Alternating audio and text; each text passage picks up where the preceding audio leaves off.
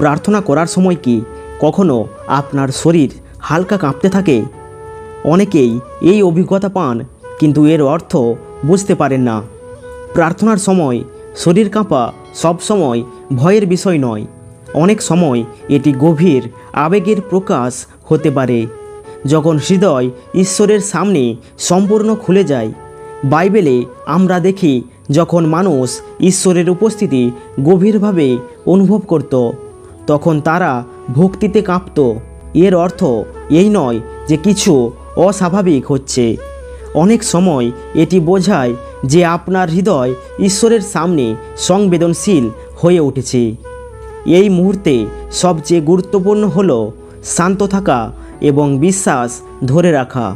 গীত সংহিতা 2 অধ্যায় তার 11 পদে বলা হয়েছে, ভয় ও ভক্তির সাথে প্রভুর সেবা করো।